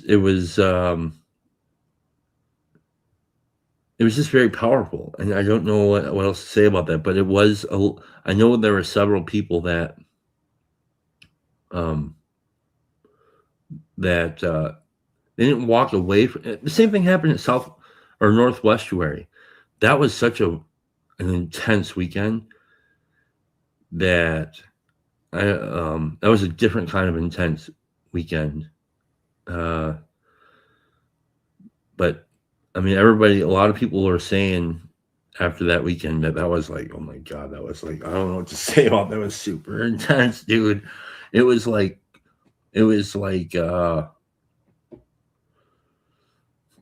there aren't really words for it. There aren't really words for it. But all that said is like, I needed to take a break. I needed to get off and step away and kind of unplug from it, because there is a tendency that I have to make, I can very much latch on to idols, and sometimes I have to kind of like do extreme things to shake that off. So I don't know if that's what people are feeling. I don't know if the egregores like got too close to the ground or something, and people were sensing that. I don't know. Maybe maybe I shouldn't be speaking for other people, but that's what I think. I did feel like 5 years ago, this space was captivated by new ideas, and the new ideas of Pajot and Vervaeke coming in post Peterson were so potent, so powerful, and thinking symbolically, and how in conjunction with Vervaeke, how the human mind, like our psychology works, awakening from the meaning crisis, all of that was really powerful in capturing us from an ideas standpoint. And I feel like at Westuary that and this could be just for me because I've been around the ideas now for about 5 years, but the ideas were not as captivating. They didn't, because I'm no longer in my life like in a place where my axioms are being transformed, where like the way I think about the world is being transformed. Because you can only exist in that space for some amount of time, and then you're on the other side of transformation. And then typically on the other side of transformation is work. That's what usually it is. It's like, oh, I know what I need to do now. So now I need to do it. Okay, let's, so like, and there are still people I think who are going through the idea side of that transformation. And rediscovering a symbolic world, so to speak, and the necessity of capturing something that was lost, like the discarded image. There's still people going through that. But the majority of people in TLC have passed through that. And at least what I'm more obsessed with as a question, and I don't have the answer. I absolutely don't have the answer. But what I'm more obsessed with as a question is like, how do we take the gold that's here and like actually edify the rest of the world? Like how do we knit together a world that seems to be fracturing and so self-righteously intent on fracturing? And like we see Babel beginning to happen right before our eyes. Like we see it and we know we're on that path. Like I feel it deeply. And it's like there should be something that we can do other than just being a light in the darkness, where we're here, where people of different denominations and different faith traditions and even people who are not explicitly Christian can welcome each other in a spirit of hospitality and assume that there's something in the other person that's worthwhile in understanding and receiving in a spirit of meekness, and trust in a greater spirit that's guiding a conversation. And you would assume that water of life that's been so enriching to all of us can and should and must be brought to more people. And I don't know how to do that, because people have to be looking for water. We cannot use the ring of the enemy, which is like the spirit of advertisement and mammon, to draw in people, to like hypnotize people to remember that they need the water of life. Like I refuse to play that game, Okay. Go ahead. Go ahead. Yeah, you go ahead. I just thought about something to ask, and I'll try to be quick here. It's funny because when I bite into something and I'm like, oh, this is really good, and I'm like, man, I want everybody to experience this, but I think what's neat is, and this is what I'm trying to figure out. So like my church, they have a psalm service. It's a great service. They have a discipleship program. It's great. They want to multiply it, and to me, I'm like, this is amazing. I'm getting a lot out of it. I love it. I love the people that I interact with. I love its community. It's people that want to do church, not like our normal church. And we have our normal church. I go to that too, but I like this. This is special. It's something different, It seems more intimate and more engaging. And so, but I understand there's people that want to duplicate it. They want, it to go out to a lot of people. Same with this, right? And I don't know. I guess there's enough people. Sounds like you have enough people at a church where you can actually accumulate those kinds of people. I don't think I'd be able to find that at my church, which is interesting. Well, that's what's so crazy is that it's kind of like when you do an estuary. Okay. You get a group of people that are interested to do it, right? And you do it. And who knows, maybe it turns into more than one group because it's just too many people. You know, you can't get it around. But I just have never been, I'm except for obviously evangelism and things like that. All right. I know I said I was going to be quick. When I go out, like I've gone out with a friend of mine to do evangelism, you know, in our little downtown area. And I remember the first night we went out, he had more experience with it than me, you know, just talk. And he's like, listen, man, I'm all worried about all the different people I'm going to interact with and you know, and being able to meet everybody's need in a conversation, all this stuff. He's like, dude, we could be out here for one person tonight. Just focus on the one person. And I was like, oh, this is going to be fun, you know? And I feel like that's how it is with the TLC. I mean, don't get me wrong. It would be great to bring this to everybody, but it's almost like you guys got enough planets that come close enough to the solar system that are getting sucked into the gravity, you know, that are small enough or whatever to you know what I mean, to get I pulled into agree this. completely. Yeah. Yes. And then there'll be asteroids that fly right out of the solar system. So I don't know. I'm just not a big, and again, this is just me. I'm not, you know, like, oh, don't you want to multiply this? I'm like, well, I'll help. I'll run a pros service. Yeah, sure. You know, but you know, I don't know. So okay, I don't know if it's possible, to be honest, to multiply this. I don't know if that's something, because like I really believe in kind of like this idea, and I've said this for years, that I think the way that the way to steward what is to pay attention to the DNA of the thing. So like the way this all kind of came about is very emergent. So it's interesting Paul brought up the emergent church today, but it you know, it is a lot of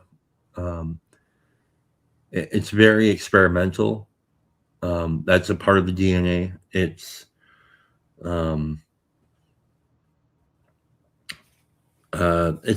like you can't pull a Cenius on this. It won't really work. You know, it's steep slope. Oh, I'm doing it. Worldly News Ray hit 10 million subscribers. Good luck with that, bitch. The steep slope is a big part of it, and like that's not something that is even kind of like you can't artificially create steep slope. You have to actually allow people to be the retards that they are in order for the steep slope to work, and all that kind of stuff. I mean, so it's like it can't be. It's very. It's a deeply human LLM. Deeply human LLM. What struck me tonight was, you know, Vanderklay talked about this common religion, right? You guys know what that is, right? When he talks about that, the common religion is just like, you know, I don't know, it's people in a secular world. Holland in the air. Yeah, they just go on to get along, or you know, even like they just like they live like by these deep assumptions, and you know, and they don't even have to believe in God to live by them and all that kind of stuff, right? So that's this kind of common religion idea. What I think what the TLC has demonstrated is that it's like it's not common religion, but it's everything that common religion is, with like hyper with like trying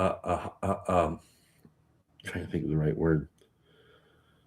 It's everything that common religion is. So all those assumptions, all this kind of like we're buddies and all this, blah, blah, blah, all that kind of stuff. But with this kind of like really hyper extended agape, like real agape. So it's weird. So that's the metagelical thing, right? And so it's like, I think in a lot of ways it's everything that the common religion folk wish Christians were like.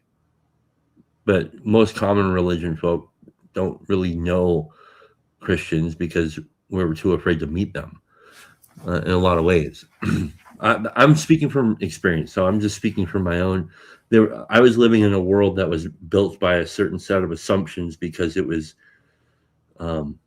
it made sense to live by those assumptions because I couldn't afford to let some outside entity, one that I didn't trust, destroy me. But I was very happy to destroy myself, but I couldn't let some, you know what I'm saying? So, and so yeah, I think that's kind of what the TLC is. It's like not common religion. It's like, it's a common a hyper version of common religion. Something like that. For me, I get my vertical from the church, and TLC is very much the horizontal for me. I get fed by God through church, and then it's like, yeah, what do I do with that? I have to now. Don't get me wrong. I have great friendships with people within my church, and and I have my family, and I have other people in my local life, but it's different. I can't explore the things that we explore here. There's these weird tangents on the horizontal too. It's like a different, whatever. I wasn't going to say plane because now I'm talking about, like, I can go out so far with you guys on one plane, right? And then I go another way with my family, and then another way with my work people, the people I work with, another way with the people I go to church with, and the more I interact with all of these different groups, the more I'm able to deal or be in those groups, other groups. It's like, even with you guys, I have conversations with you guys, and it enables me maybe to have a better conversation with my own brother, or somebody at work, or somebody at church, or somebody at church gives me a better way to have a better conversation with somebody in the TLC. So yeah, I think you're right. I think these relationships, just in general, I think it's just they all impact each other. I don't think, you know what I mean? Mm-hmm. Yeah, they add to each other. I'll be going to church for the first time Sunday. We didn't plan this, but we gave up church for Lent. And so we'll be going to church on Sunday for the first time since Sunday before Ash Wednesday. So that'll be interesting. It'll be interesting. Sorry, that was a random. That's awesome. That's the funniest thing I've ever heard. What are you fasting, church? That's awesome. Never heard that before. Well, we kind of had to, There was the situation that we had on our hands where it played out that way. And yeah, there's definitely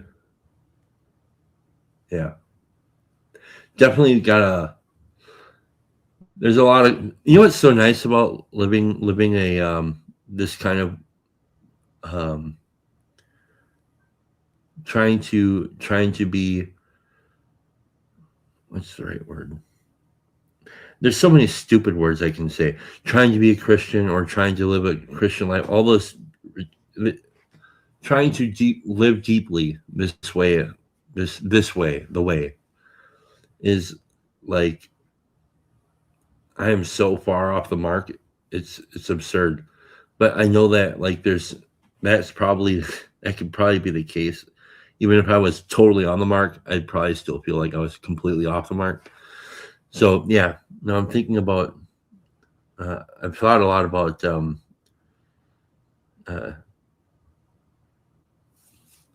getting into, like, I can't convince myself to just read the Bible like consistently, or I can't even, like, I haven't done like any kind of, like, I've fasted from a deeply spiritual life for at least 40 days at least. Yeah, anyways, I'm rambling. What do you guys think? How often do you read the Bible? I mean, normally. How often do I read the Bible? Is that what you were talking about? The 40 days non-religious, like try to detach a little bit? No, I wasn't trying. I was I was just being lazy. Yeah. That's fair. So I've like been there. yeah, and I've never really been a big let's go read the Bible thing. Like a guy, I've never been. I'm just. I if I had somebody to do it with, I would do that. That'd be different. Dude. But like, Dude, that's what the Psalm service is all about. They originally started as public reading of scripture. It's called prose.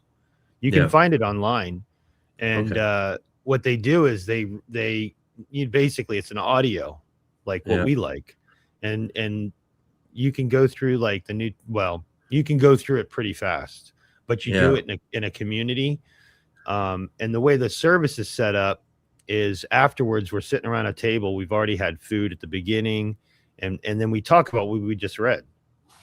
And it's not like it's just what stood out to you. Awesome. Oh, it's amazing. But the online one is just a group that like kind of like a book club. I think there's book clubs like this online, right? Like actually Free Ruin is doing that, right? With Chesterton and like he did it. Sure. So it's kind of like that, but with the Bible. Yeah. For a while there, I was for like, I don't know, almost a year, I was meeting with Chris Petkaw in the mornings. We would on Wednesdays we would read together, and but yeah, I'm not disciplined. I'm not disciplined. I don't have that. I'm very kind of like dog-headed saint in that way, like to get me to like submit to wake up. I'll wake up. I wake up at like 3:30, 3:40 in the morning every weekday. I'm fine with that, but like I'll just scroll. So now what I've been doing lately has been doing writing and stuff in the morning instead, but I need to so yeah. What about you, Neil? I mean, is that something you have like a kind of a deal, a routine? I run a Tuesday night Bible study at my church. If you look up comelordjesus.com, that's our Bible study. Come Lord Jesus. Maranatha. Yeah. Yeah. That's funny. I mean, I don't know. I guess the difference with the prose thing is it's not a Bible study, because then you get into, okay, somebody's got a plan for this, somebody's got to teach it. In the service, they flip-flop the pastor thing. So like if you've been to a Protestant service, right, it's like a 10 minutes of the Bible reading, and then they do like 40 minutes of a pastor sermon, right? Well, this is like completely flip-flop. The pastor might get up there and give 10 minutes of context, who this was writing to, what was going on at the time, where it was written from, whatever, some context. And then boom, you read it. And it's huge chunks, like 4 chapters sometimes. So you get a bigger, you can see the image bigger. And usually when you're doing Bible studies, I don't know, you've been to them, you'll go, sometimes you won't even get through a whole chapter. And then all of a sudden you're into a Bible study. But then afterwards, you're just talking about what stood out to you. Like, what did you get from it? What did you get from it? You know, and it seems to cement my head better when I hear you talk about, oh, well, I thought this was so cool. This part, I'm like, whoa, that's awesome. You know, like this is what stood out to me, you know, and why. And I thought this is so powerful and I never noticed this before, you know, that type of thing. Does that make sense? Yeah. Yeah. I like Bible studies. Don't get me wrong. You know, I just would like to spend time with somebody and read it with it. Cause I don't know. I don't know what a study is exactly. I'm not really interested in like being taught exactly. I mean, I could listen to it on the yeah. I can make up all the excuses I want, but I don't know why. I just can't convince myself to be interested enough to actually do it on my own. So it is what it is. I think accountability is a big thing. Doing it with somebody, it's just so much more fun. Yeah. I mean, that's why I read this other book for. Like working out, right? I don't even know what that means. I don't know what workout is, but I know, like, when it comes to like, you know, doing step work, I read with the guys. You know, we read a paragraph at a time and discuss it together, and then just move on to the next paragraph and discuss it. That, I don't know if that's a study, but it's like a treasure hunt, maybe. I think that's how I would like to approach the Bible, is more like a treasure hunt. But probably having trustworthy people is probably helpful. Sorry, Neil. No, it's okay. I'm getting tired, so I'm gonna go in a minute. But if you got thoughts, Brett? Yeah, I was just gonna say, I would say find trustworthy people that you know that you trust, that aren't gonna, as Luke would say, colonize you. You know, I mean, you're just reading the Bible and you're just talking about what stood out. I mean, don't get me wrong. There's people in like the group that I've been in that I like, that randomly there'll be different people at my table, and they'll have questions. You know, and, Yeah. and if I know them and if I don't, I'll find out. You know, but it's not like it's a scripted. I've got to come up with this whole study and, you know, yeah, exegete the text for them, and none of that. It's none of that. That's what I can handle a colonizer because I got a nice anti-colonizer gun, colonizer ray. So I'm cool at like. Don't good colonize me. Good luck getting through it, man. I don't know. Yeah. Right now, I'm colonized by another author, so I've been reading no, whatever. We should probably end this. It's getting late. Yeah, it's been a couple hours. Once Neil said that, I was like, oh, tired. Sorry. Did I cast a spell? Nah. No, we were running out of steam a while now. Since I've been talking about myself all fucking night. Yeah, the high brain's been all like the stream that never ends. Yeah. Well, I really appreciate you coming on, Brett. And yeah, thanks for having having me. me. Talking to you and meeting you, Brett. Yeah, you too, buddy. You. Appreciate that. You too. Thank you, Mark S., for coming on, and Tim and Neil. Thanks, Neil. Any last final thoughts? Fucking A. I'm excited for the future. Oh, okay. Yeah. So see what happens. All right. All right, guys. Have a Have a good night, great guys. weekend. Bye-bye. Good night. Good night.